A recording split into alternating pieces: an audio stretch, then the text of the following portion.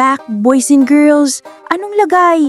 Aba kung iisipin mo, ang dami nating birthday habits na ginagawa na lang natin nang hindi na natin iniintindi kung bakit. At isa sa pinakasikat at pinaka-weird pag pinag-isipan mo ng mabuti ay ang pagbublow ng candles sa birthday cake. Grabe, no? Parang automatic na lang, may cake, may kandila, may wish, may ihip.